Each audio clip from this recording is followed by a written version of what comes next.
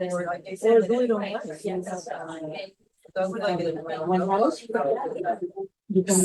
welcome everyone. Great to see you all. Welcome, people present here and all the people online. Hi. So, I want to start with a story as a review for last class, okay? And hopefully, it's going to awaken a bit of your experience from the past week regarding what we talked about the opponent energy. Remember? So, there is a very famous in the book of the Zohar, which this is really the main script written 2,000 years ago about Kabbalah, which pretty much holds within it the entire wisdom of Kabbalah. And that's where we draw most of our classes from. So the story talk about a king, and this king is ruling over a huge kingdom. And this kingdom, he decided that it's time to pass this to his son. The prince is growing and he's ready. The king is getting old. The prince got the best education ever. He really was noble king, one of those good ones, that really cared about his people and everything. That's the reason he thought to himself, my son going to inherit this beautiful kingdom. How can I know he's going to do the job right? Okay? So he said, I must put him into a test. So what he did, he went and chose one of the most beautiful harlots, prostitute, in his kingdom. And he said, listen, I want you to do everything in your power to tempt my son to go with you. That's what I wanted to do. And he knew that his son is engaged. He knew that his son has beautiful attributes and morals, but he had to put him to a test. And that's what she did. She went and tried to seduce him in any way that she knew. And eventually, of course, he said no. And eventually he said, listen, I am a king and I'm engaged and I won't go with you. Period. There comes the king and tell him, congratulations, I'm passing all the kingdom to you.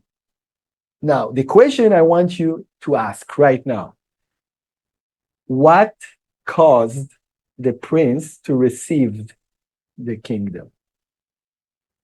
Thanks to whom he received the kingdom?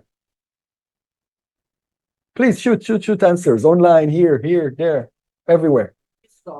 His soul. Okay, good answer. Yes.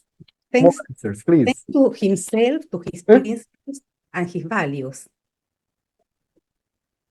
Shoot, there are no wrong answers. I like that. Beautiful. Yes.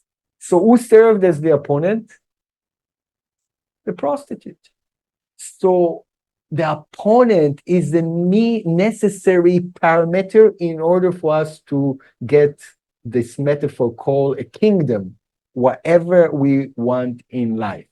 You understand? This is the right answer. Without the test, it's impossible really to get what we want. Impossible. If there are no tests and you receive everything that you want, it's probably not going to last for too long. All right? I would love to hear your response from your experience last week, whatever we learned, any lessons, how you discovered your opponent controlling you, taking over. Anyone wants to share? Online, here. But you have to come here. That's part of the test. Gonna make you a host of the show. It was mainly through my son, arguments with my son. Okay. The opponent is very fast. What happened? No, my son says something, and I respond, and then we start an argument. And I feel myself getting upset. And I was like, oh, you're fast. Because on other opportunities, when I'm just by myself or outside, either I observe the thoughts and I'm like, oh, there you are. Okay. And sometimes it's just silence. How do you see what was this specific opponent dealing with your son? What the opponent told you? Impatient, how I'm impatient, how I'm still impatient with my son. So I think that's impatience. Yes, maybe that's Something else. Just easily triggered by family members. Sure, but how the opponent appear, that's something that we want to identify within you, with your thoughts. Yes. What he telling you? What was the voice of the opponent? I don't remember. I just remember a feeling of anger. Anger. Yeah. Anger is part of the opponent. Yes. Absolutely. Yeah. Okay, good. Beautiful. Thank you. Thank you. Anyone else wants to share? Yes, come. Please. So on the way home from last class, while I was driving, the opponent hijacked my mind and said, "You don't believe them, do you?" I cannot. I don't think this Kabbalah thing's for you. I don't think you should go back. You can't possibly believe this is real. And Wow. the whole drive there, he hijacked my mind, and that's what he told me. And then when I got home, I said, "I see what you're doing. I must be onto something big if this is what you're doing." And he vanished, and I haven't had that thought again. Wow. This is one of my favorite examples, because this is his main objective, to make sure that we don't believe of an higher force out there, that we don't believe that there is a wisdom that can nourish us and give us all the wisdom necessary for us to make life beautiful and successful. That's what he's going to try from now on. You won this fight. It's not going to be the only fight. Remember that. Yes, online.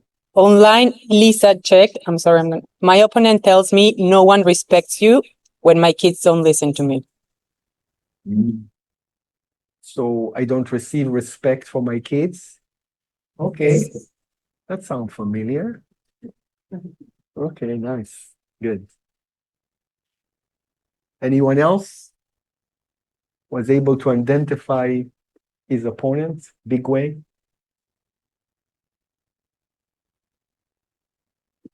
Remember, part of his divines is to make us feel that it doesn't exist. So if you didn't really if you haven't able really to recognize it, it means that he did a good job. Yes, come here, come. What's your name? My name is Oleg. Oleg. I usually join in online. Good. I'm glad that you joined us. Thanks. What I experienced during the last week, once I started to hear the voice saying that something about the person I'm dealing with, and like some thoughts, is it a good or bad person, should I deal with or not? And then, so I think the question what I got at that time was, but is it the intuition or the voice of the opponent? And that was the question I raised in the mentorship group. And that actually was very helpful discussion where we compared, like the intuition is a kind of the internal voice. And the voice of the opponent is also the internal voice. How do I know which is which? It's a good question. So, do you know? Well, at least what we discussed in the group and which kind of resonated was that first, the voice of the opponent usually trying to stop me from doing somewhere, keeping me small so I don't go outside of either my area of comfort. And the voice of intuition is usually way quieter, and the voice of the opponent is usually louder. So this is what it's true. This is what I went through. True. Wow. Beautiful. Beautiful. Very nice. So it's been said, we shared with us the understanding of the force of the opponent, how we can really differentiate where this voice coming from. It's like $1 million question, isn't it? Is it coming really from my intuition? Is it a gut feeling? Is it a voice that tried to make me aware of some kind of a danger coming about? Someone that tried to do all those things that you think people try to do against us? So How? It's exactly how you said it. The voice of the opponent really wants to cause us to be paralyzed and not to share our energy. That's what it's trying to prevent us to be the light.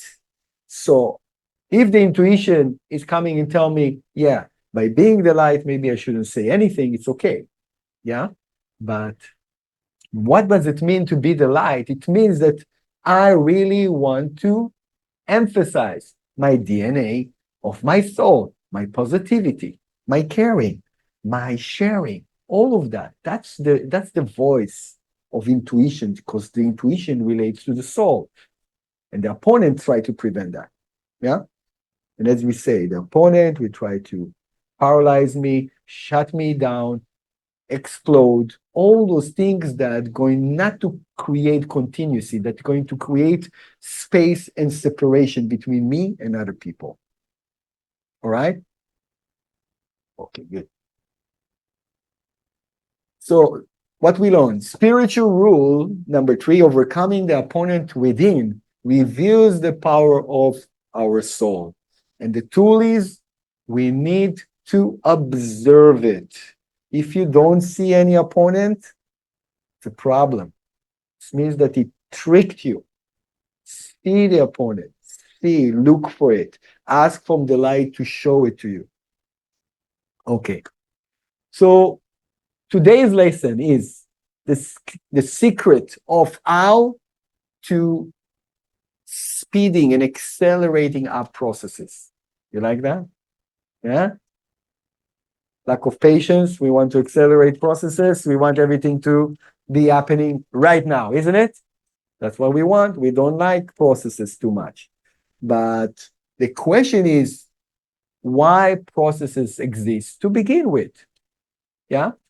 Could it be that something exists that which we cannot avoid almost, that we resent all our life? It means that this is a constant kind of, I don't like life, because life is a lot of processes. So I'm becoming so bitter about every event of life because it takes time, isn't it? And we know that we cannot win the game of life this way. Life, we have to come with positivity. We have to come with optimism. We have to come with hope. We have to come with power and energy. Meaning that there is something about processes that we didn't figure out yet. Do you agree? Yeah? We don't know what they serve, truly. Deep inside, maybe intellectually, we heard a few things on Instagram that saying processes are good, blah, blah, blah, but it didn't yet, kick in. Yeah. So today we will try to communicate that on a soul level. And when things are communicated on the soul level, that's where things started to change. This is what we want. Our experience in this course have to be on the soul level. We don't want it to stay here only. It's have to get to here. It's have to get into our depth. Do you agree? That's what we want. So always, yeah, the brain is one of the ways really to receive the message, but it's need to go deeper than just the logical mind. All right? So this is the lesson. Imagine yourself, you coming out of space. You came from Mars with one of Elon Musk ships.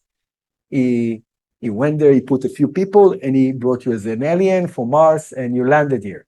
And the first thing that you see is two events. You see one baby calf been giving birth, and on the other end, just near it, you see a baby boy just been giving birth. Okay, those are the two events you see as your first experience on Earth.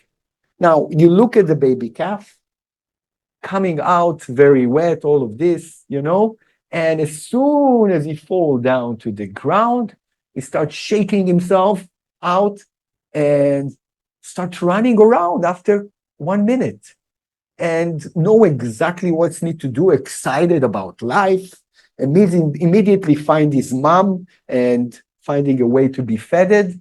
Say, whoa, this is a very sophisticated creature we're dealing here. Yeah? Now you're looking at the other picture. The baby boy coming out of his mom's womb, immediately start crying and whining and have no clue what's going on and what he's going to do in this reality. And that's happened for at least 30 years. Whining, looking to be fed, looking to be spoiled, looking to take. And you're thinking, who from those two creatures is more developed? What do you think? You as an outsider, who is more developed to in the first glimpse? Who looks more intellectual? What do you think? Who? The cow. So it's appeared to be that this baby calf is much more advanced than this boy. But long term, we find out that it's completely different.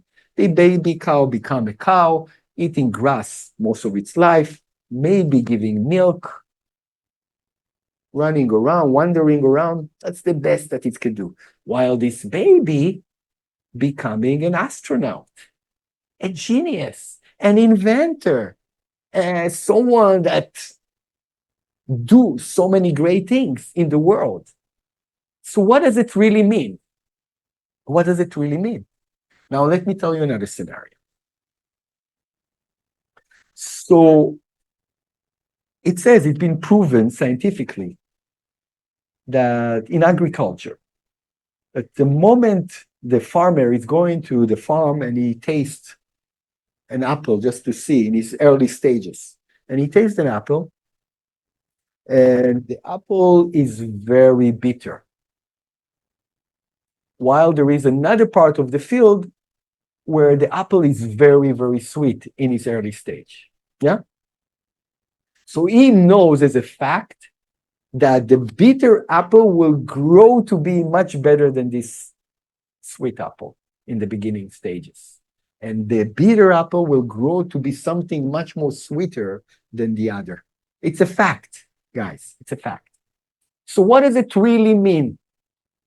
Our first impression, our first perception of things with the logical mind, with all those senses that we experience life, not necessarily give us the entire truth of what's going to happen. Yeah? Therefore, we judge them. Therefore, we get devastated by them. Therefore, we put down a resentment towards them. Therefore, we getting upset. Why things the way they are?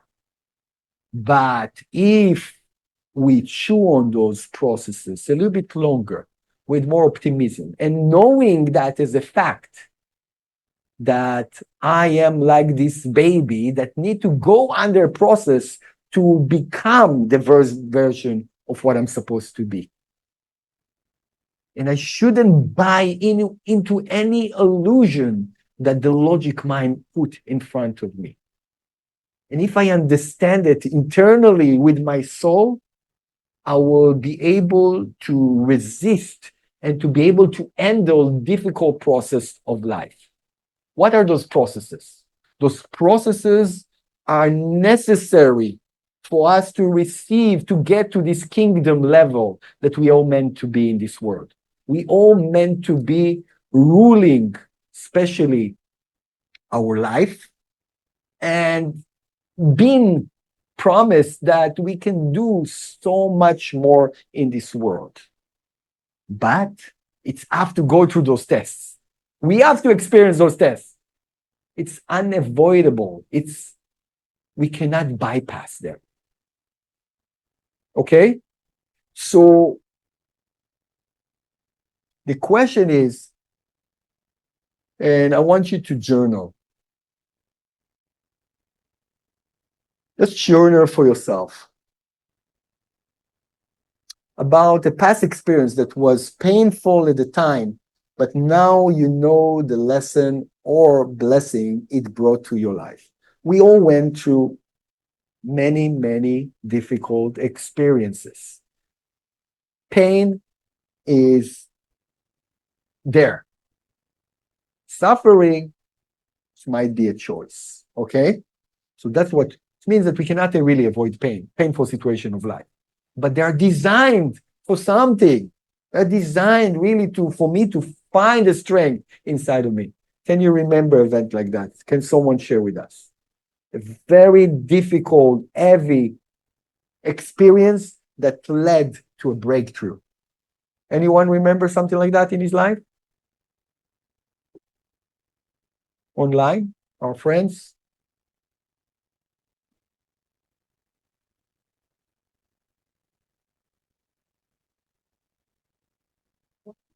Again. Yeah, come, do it quick. Yeah. Summarize quick it, and more people will be inspired. Hey, here we go. Oh my God. Okay. Back in 2008, I was married for the second time. He threatened me with a knife. He went to jail. Wow. Months later, I had a psychotic break. I was taken to Sunnybrook Hospital. I was there for 10 days. And I've learned a lot since. I'm just summarizing, so Sure. I don't know what else you want me to say, because it's Did it brought you towards a breakthrough in your life? I mean, you are here, so it's definitely Yeah. a breakthrough to become spiritual from a traumatic event. For me, it's a huge breakthrough. Yeah, because you can decide to be a victim, you can decide to be many other negative things, but can you elaborate on your breakthrough? Yeah. So it did when I had when I had the break at the time when I was taken to the hospital. I did hear our need for words is almost over. And while I was at the hospital, I was like in the very the locked down area for people that are kind of out of themselves, in and out of consciousness. And when I was starting to regain like full awareness of where I was and realized where I was about to like just kneel down and start crying. And I also heard, go back to your room and stay there. And that's what I did. And everything has developed from that room. And now what I see a lot of times, I'm reminded of that comes again, go back to your room and stay there. I go to my room and I look, it's like, okay, this is not a hospital room. This is a very different room. So things are moving. Yeah. And it's led you really to a spiritual experience, kind of? Yes, very much so. Since then, all your path changed in life? Yes. Good. I mean, since it's been what, 18 years, Wow. about 18 years, and it has not been easy, but it's getting better and better and better and better. And I think this is one of the combinations of getting better and better and better and better. Absolutely. Okay, beautiful. Thank you. Okay, thank Thank you. you again for sharing. Anyone else online that shared with us a story? We have online, Gacy.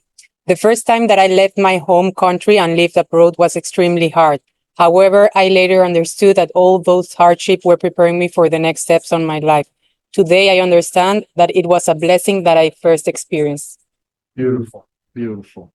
So any, drastic change in someone's life, it's very painful because, it's pulling pretty much the carpet under our legs and everything need to change. It could be very traumatic. So if it's a change of work, loss of relationship, loss of work, sickness, yeah, unexpected sickness that could be very fatal, yeah.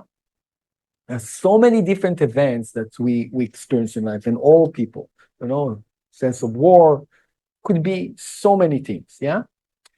So the question is that I want to ask you is what type of internal conversation you have when things happen to you, when processes like that becoming very, very difficult.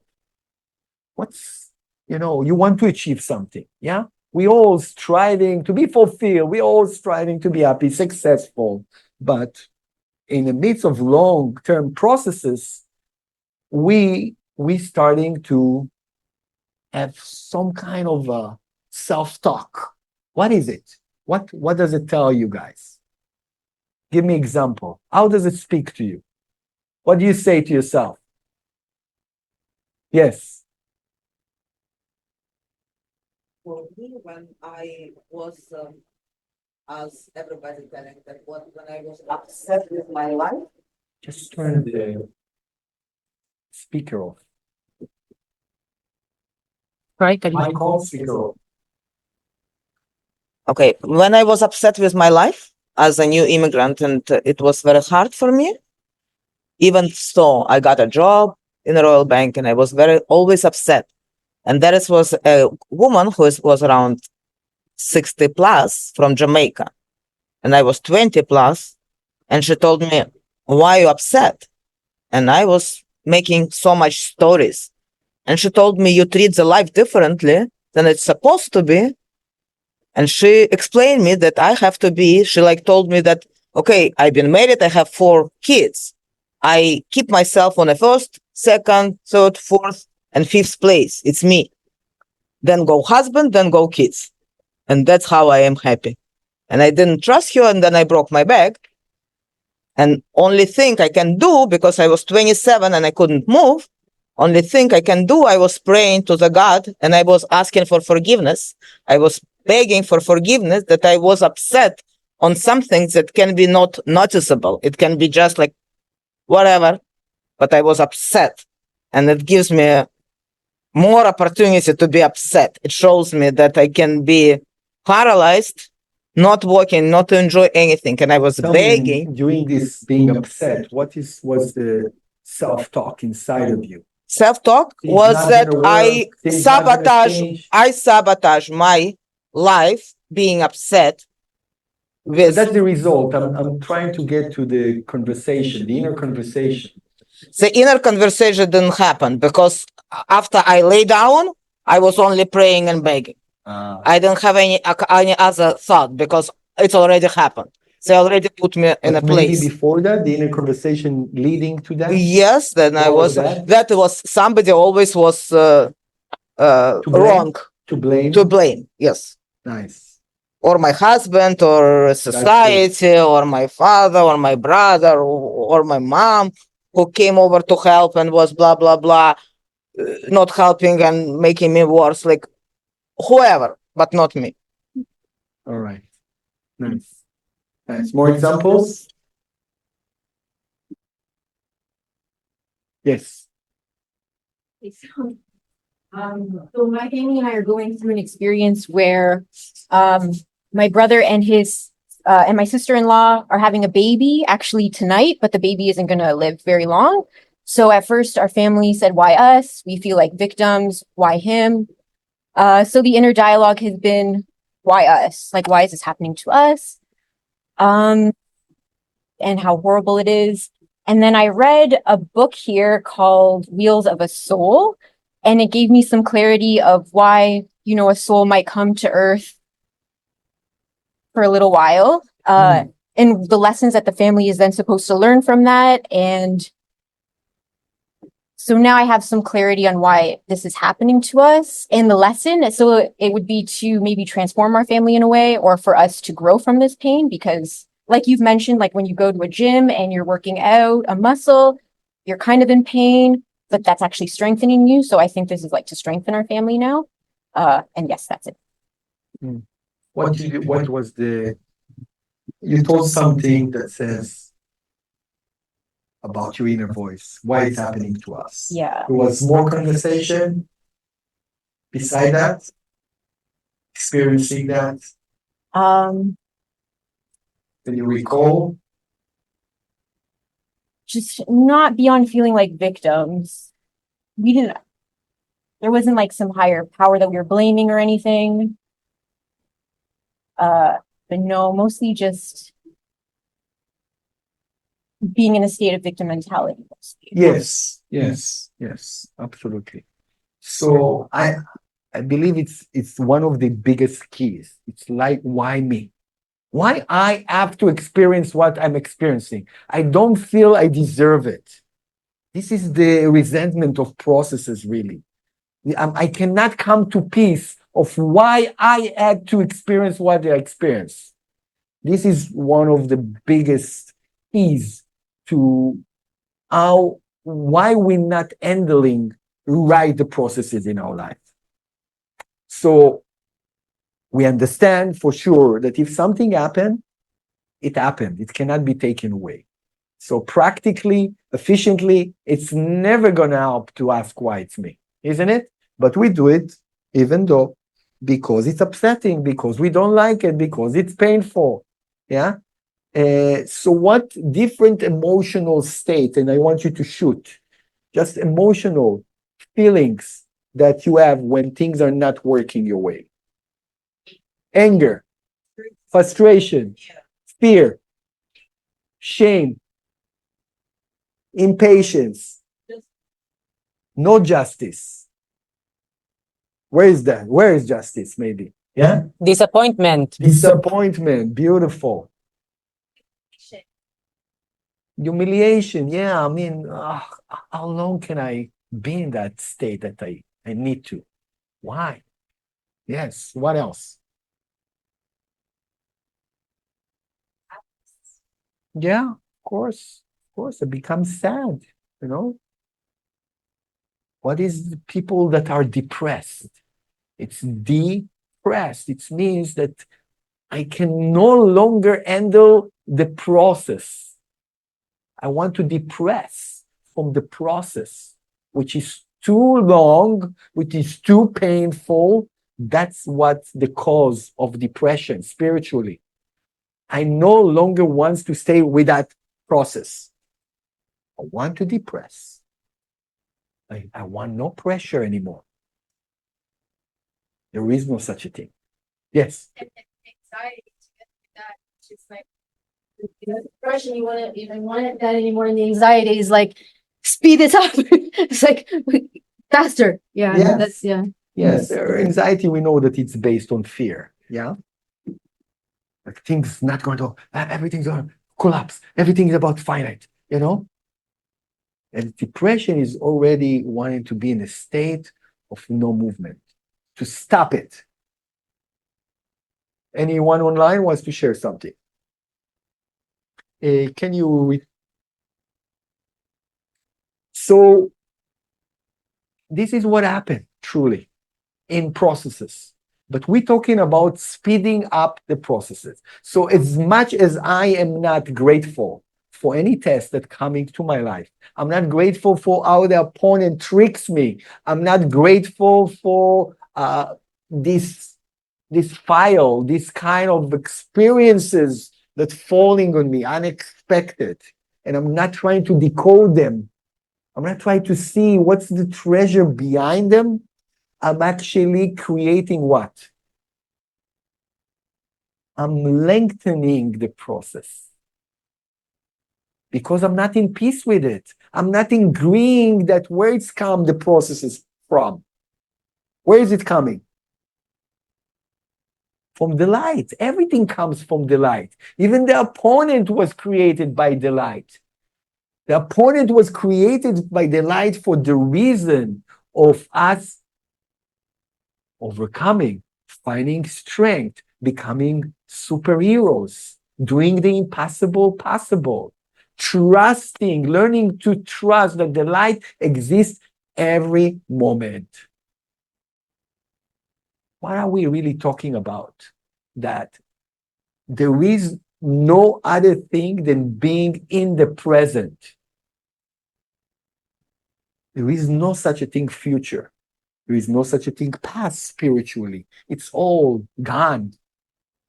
It's leaving its imprints, but the only thing that I can restrict is the now, what I'm doing with the now. As long as I'm resenting the now, because that's part of the process, now, 10 minutes, in 5 minutes, in 2 hours, in 2 months, it's still bringing me to the now. And I'm still being upset as long as I'm not really learning how to see that the light exists now and when I'm feeling so disconnected, and when I'm feeling so drained, and when I'm feeling so defeated, it's actually a sign that I'm this baby growing up.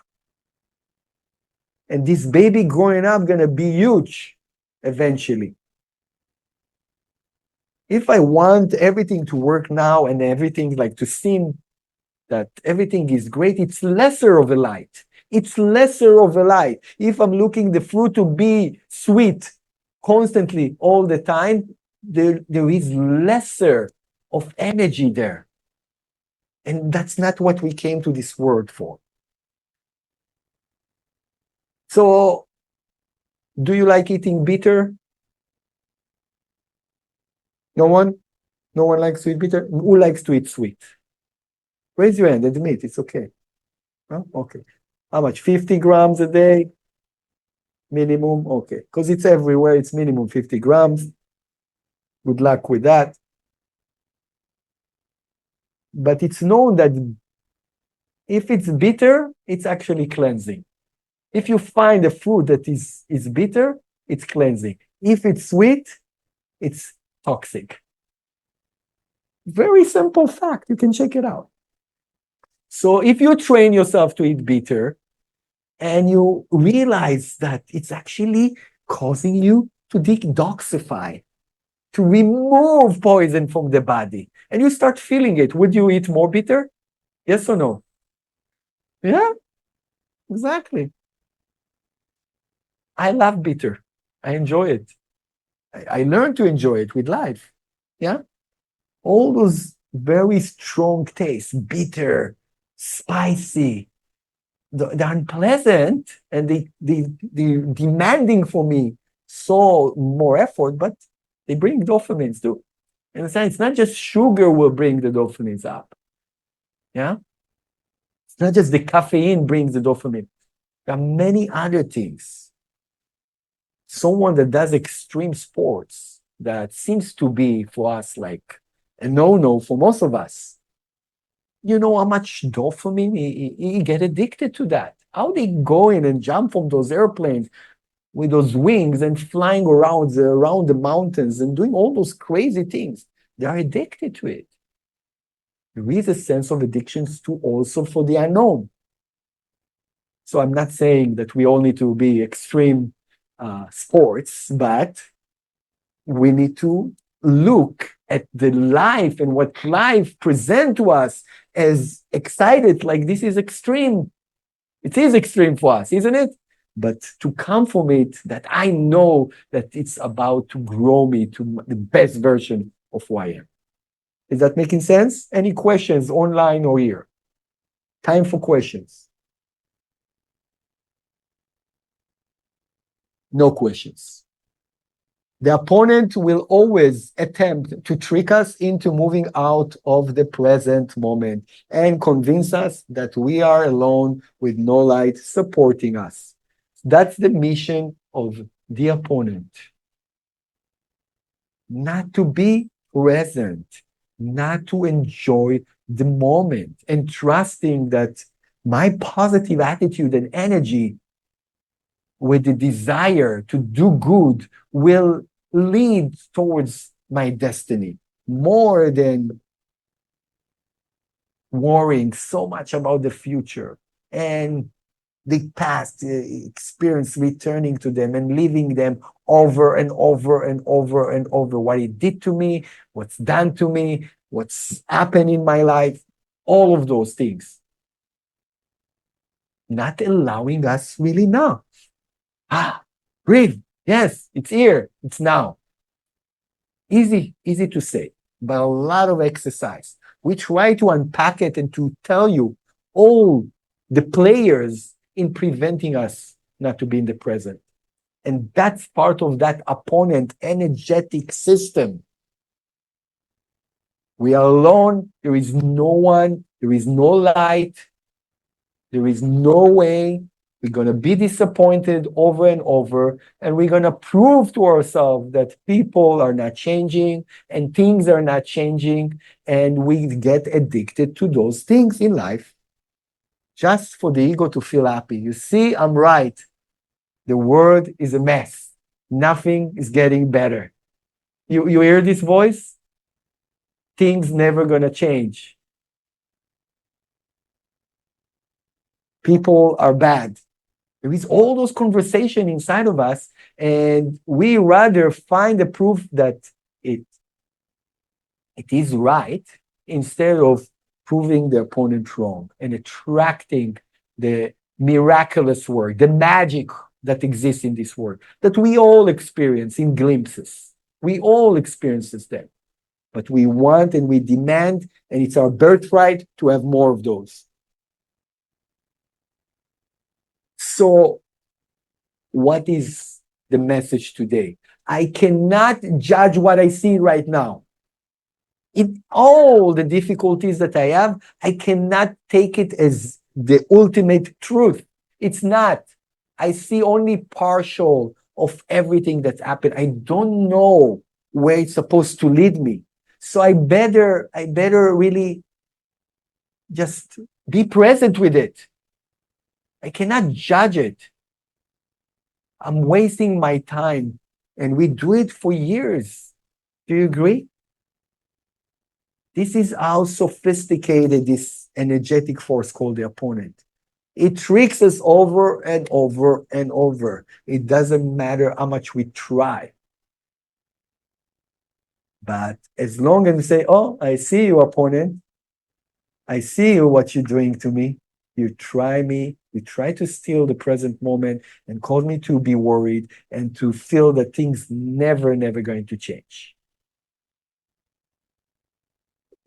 So we don't want to judge now because we are missing a lot of the gifts that are about to come from this painful moment, from this bitter moment.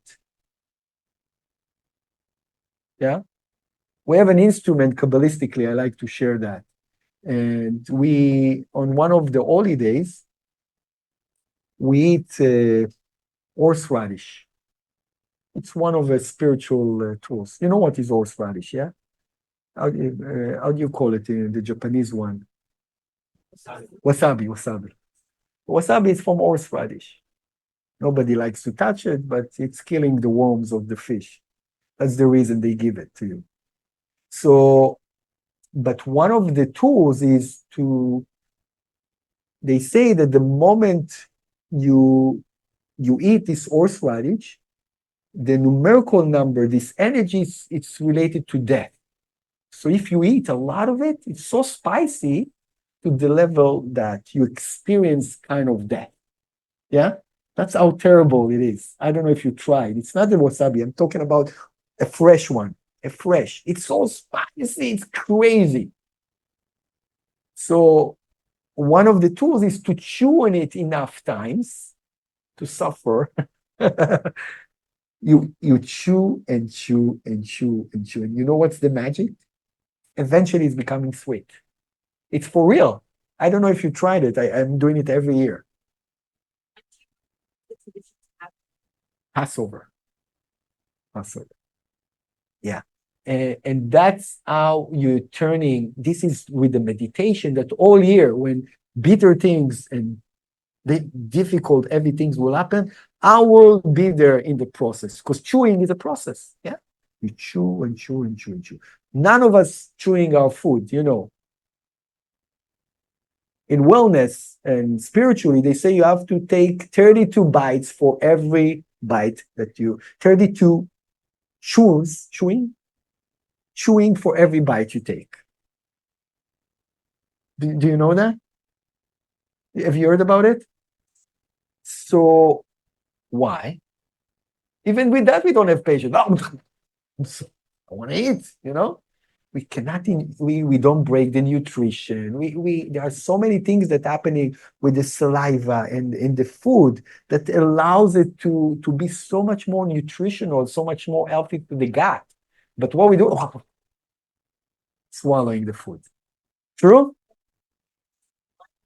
Exactly. It's mindfulness. Absolutely. And most likely we're going to gain less weight if we're going to do that, by the way. Yeah, because you're already breaking the food, and you're not losing so much energy in digestion. Guys, the secrets are here available for us more than ever, but it will require a lot of exercise. Yeah, a lot of exercise. Yes, question. Okay, so Gacy, we have a question. Where is the limit between accepting the process and moving up? An example, a person that is in an abusive relationship. Beautiful. Should that person go through that process saying, okay, I have to leave this? Beautiful. I mean, not beautiful to be abused, but beautiful example. Very important. We have to differentiate. We're not here to suffer in this world. Yeah. So it doesn't mean that it's a process, having the fantasy that someone that is super abusive, super negative, maybe one day going to change out of the blue, continuing to do his negative acts, but maybe one day he's going to change. Doesn't work this way. It means that part of my process is to understand, why am I staying in this abusive relationship? It's because I'm not ready for the process afterwards, usually. I'm not ready to be alone. I don't believe that I can get something better. I'm a victim. It could be many different things that we stuck in a place that we're not supposed to be, or even in the wrong job that limits us, and we don't really feel any type of excitement from it. Why we don't live? Why we don't move? We're not ready for the process of finding our destined thing next after. That's the problem. Is that making sense? Do you agree? Okay. So let's journal again. It's very important that you put down a current process in your life that has not yet been resolved, or you don't see the good in it yet. All right? You don't see any good in it. You don't get it. You don't understand why it's there. You want it to go away, pretty much. And you're okay if it's just going to disappear and the pain going to be disappear. You're okay with that. You're fed up with this process and you don't want it. Can you write it down, please? Which process is it? It could be less dramatic than the way I described it, but put one process.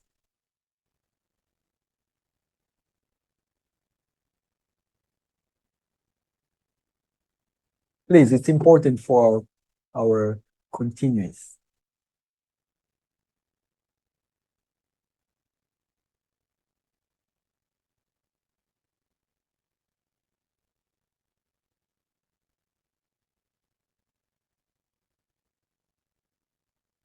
So in last class, continue to write. But remember, in last class, we talked about things that, according to the Tikkun, have to be repeated over and over. Repetitive patterns, Groundhog Days, days that always, relationships, events, they're just repeating themselves over and over. Why they're repeating themselves? Because we haven't learned the lesson yet. We didn't embrace the process yet. We didn't come to peace with what we need to overcome in that process. Because process means that I need to change something within me. Otherwise, the process will be continued longer and longer, because the cosmos has strong motivation for me to progress. Okay? So write down one process that you're not in peace with yet. Current.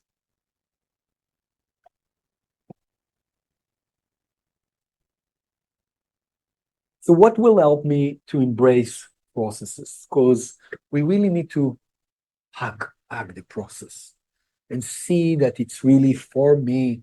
It's not against me. It's for me. Yeah? But it doesn't look like it's for me. It's against me. Yeah? Please. Let us bring you the mic. Saying this.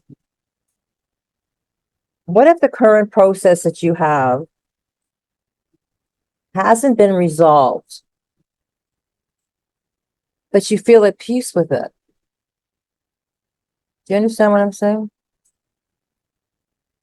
Like there's something going on in my family that I have chosen not to be with them and spend family occasions with them. But I feel that I've come to terms with that and I feel comfortable and peaceful in that. But it still doesn't mentally, Registered. yeah, but I'm not agonizing inside, but I'm at peace with it. So this is where I'm having a trouble with what you're saying. I don't Listen, understand. remember. And it's a very good example. Thank you for bringing it up because family matters and tikkun within the families are very heavy usually. Yeah. And it could be the circumstances of life brought to some kind of separation because that's the only way I can handle this situation. Now, on one end, it could be coming from my soul, but on the other end, I have to check, say, okay, why is it in my movie? What I can change? I cannot change my parents. I cannot change my brother or sister. I cannot. I'm not supposed to. But I'm supposed from this story to change myself. And that's where you need to put the effort. It's not necessarily going to change everything, which I saw many miracles within the family interaction and relationships that when the person change, also the other members change in the family. When the more elevated spiritual person in the family start to change himself, it's affected the entire circle of the family. So it could be that you kind of intellectually and logically say, I want to be in peace with that. I cannot do anymore. I cannot fight it anymore. I cannot fight this Don Quixote trade mills and looking for some kind of a result. There is no change. Nothing changes. Yeah. So we kind of gave up, but giving up, it's not necessarily peace. Because when it's family and it's tikkun, it means that there is a way to do something about it. So you're saying that the peace that I feel is a form of giving up. Like I'm not going there. I do feel peaceful, but you're saying it's also a form of giving up then, because I haven't really examined it. I haven't tried to go back. I haven't experienced what it's like to be amongst them. I removed myself. And it could be because it's really uncomfortable probably for you to be there. But Yeah. for sure. So, but you need to see again, if you do it right, and that's what I do one-on-one with students. So we try to break this down and unpack it and to see what is me hanging on still over. What is that I need to change that haven't been changed yet? And the moment you do this process, you might see breakthrough. Might see breakthrough also. So it's worth it, because deep inside, I think my experience with students, with family conflicts, that they have a lot of pain inside. There is a lot of pain when you know that things cannot resolve. And this separation is killing us from the inside because we know that deep inside of us, we came to work those things out. That's part of our mission of our life. And just giving up on them, it's disconnecting us from the purpose of life. So, and there are many things that you can do on your side more. And then, of course, if they decide that they don't want to meet you halfway or to change or to make peace, and sometimes, because you involve a relationship, it's not just about you. But as long as you know that you're doing the maximum, and there are many levels to that, if you want, we can talk about it, then you're going to be much more in peace. That making sense? Everyone relates to those? Yes. For sure. For sure. because the biggest, heaviest tikkun is within the family circle. You need to remember that. Well, yeah, oh, I can take off and have no relationship, but what's the point? What's the point? Especially if we are more mature spiritually, we need to take the wheels to our hands because maybe they can't. They don't have the capacity. Anything else? Okay, so everyone has that unresolved current process. Yeah? Okay. So now I want us to approach things from a different perspective. And this is where we're turning back to the light, to understand, to really be more present, to learn to be more present in that process. And from that to produce much more positivity. Okay? So one of the method is learning how to ask help from the light, insight from our true intuition, which is the soul. The soul is the thing that we want to start bridging to. We don't understand what does it mean, but it's the true intuition. It's a true gut feeling. It's the inner voice. It's the angel. It's our best friend. The soul is our best friend. It's part of the divine part that is already inserted inside of us. And that's where we truly want to take you. Because otherwise, it's just psychology. Okay? But here we're learning to see and experiment the metaphysical. That's what we want. And from there, it's going to give you so much more enlightenment and tools to deal with your current things and to have the strength to chew on them longer till they turn to be sweet. All right? So we're going to do it in a meditation form, okay? Okay. So, do I have music by chance? Maybe it's going to be complicated. So let's get into a meditation form, which is uncrossing our legs and hands and sitting comfortably. And Kabbalistically, breathing, neshima, it's the same way we call our soul. Interesting. So every time we breathe, what's the purpose of truly breathing? Is really, oh, now I remember there is a soul inside of me. Yeah, so it's a tool, breathing, breath work. It's becoming very famous. People do it as a sport exercise, but it's not just that. It's really to get out from the logic mind and to bridge to my soul. Okay? So let's start with breathing through my nose. See how the air is circulating into the nostril, touching the nostril, coming in,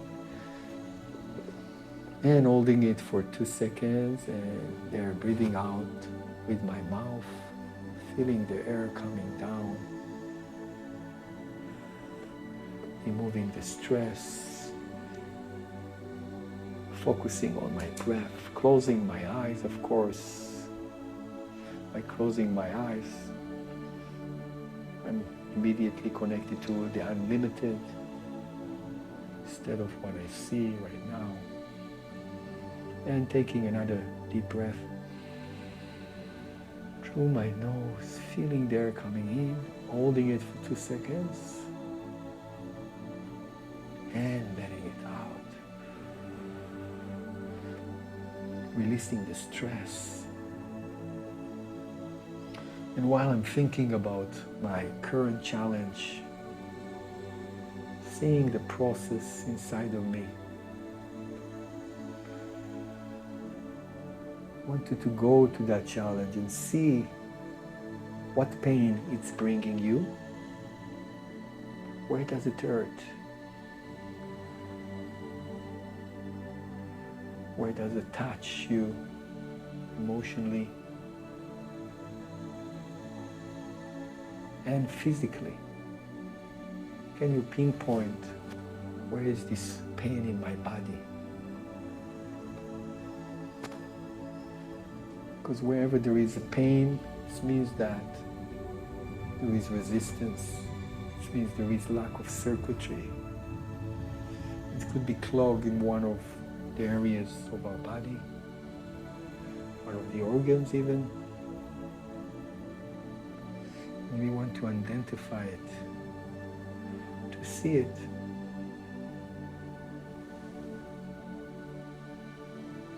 To see my inner voice, conversation,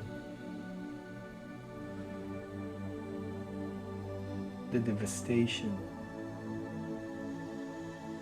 the sorrow that it's causing me.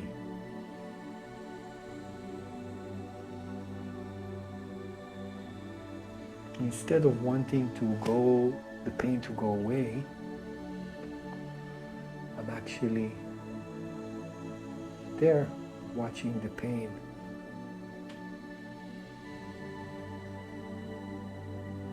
Like an observer from the outside. And I'm embracing it, accepting it as something necessary for my growth. And after accepting it, I'm asking, Creator, please show me. How can I reposition myself in order for this process to be sped up?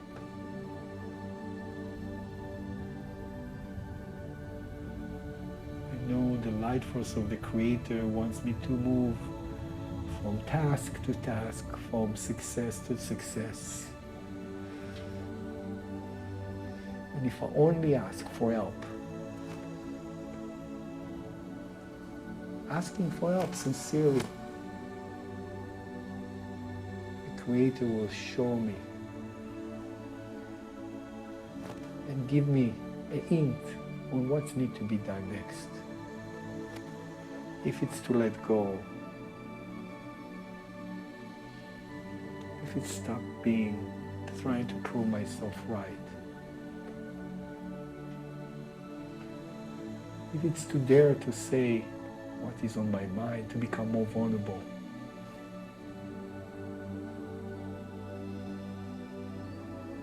If it's to inject more certainty.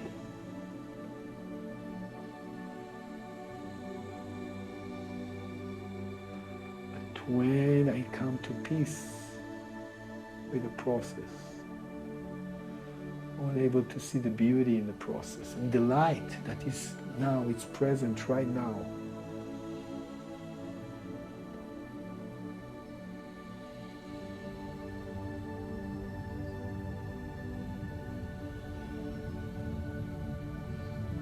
I want to see the light, the energy that exists with this unresolved process. The pain is trying to peel up the layers that I built, this mindset, this belief system.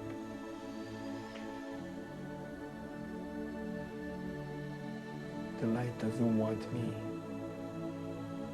to feel unworthy, a victim. It's just showing me the opponent within. And that's the one that I have to fight against.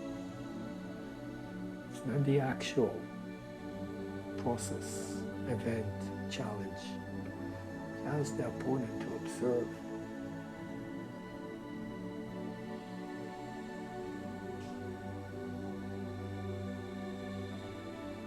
I'm asking for light for this current process that I'm going through.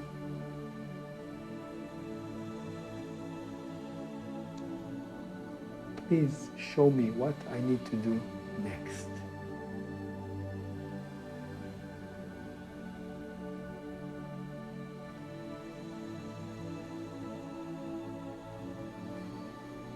What is my soul wants me to experience?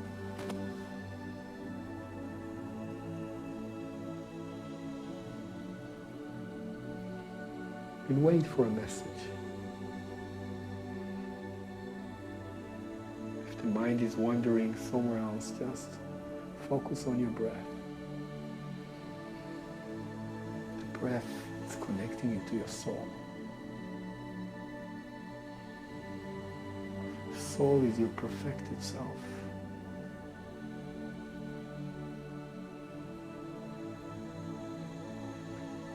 The soul asks for this process, for this challenge, knowing it can handle it. I want to breach to my soul. I want to stop judging the now, using my logic limited perception. What is the voice of my soul?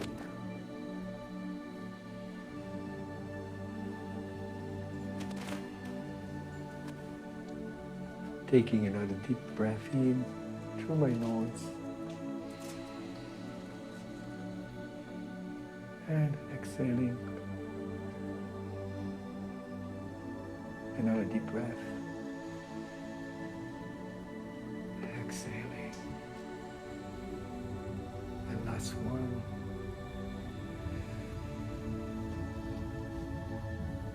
Coming back to here and now, feeling much better than before, energized and connected.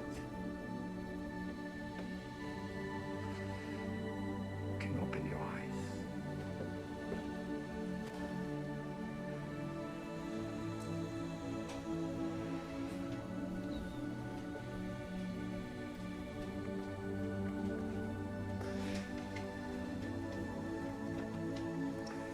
Okay. So, if someone wants to share something that experience in this meditation was helpful.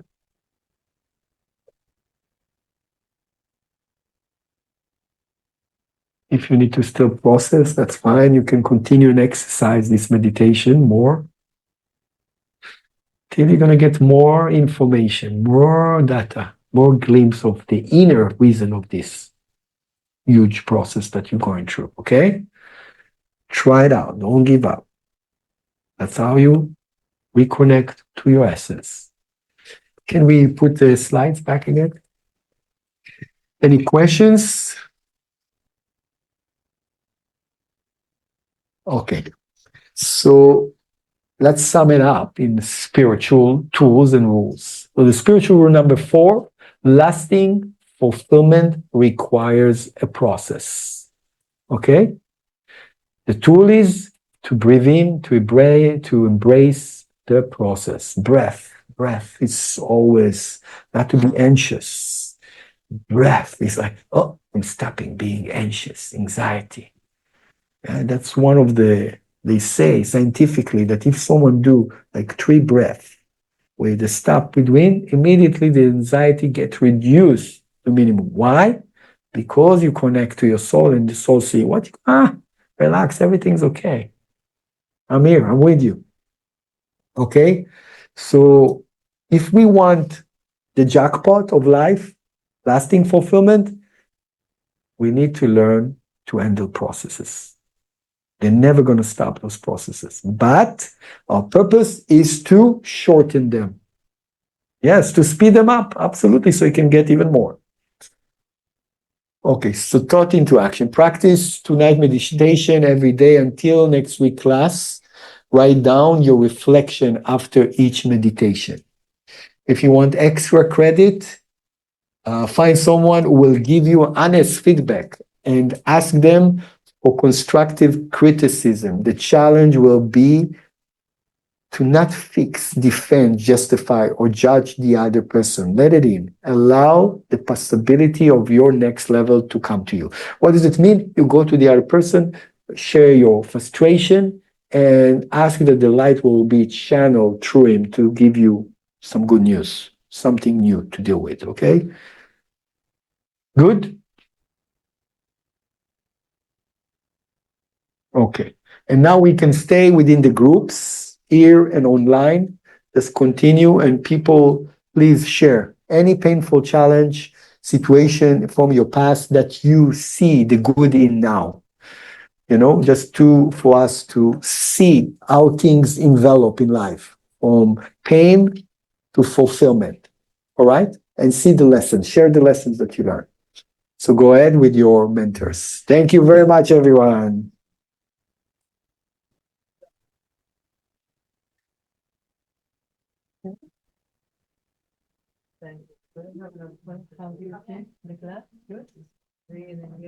David, can we just go back to the scroll and tool slide for a second?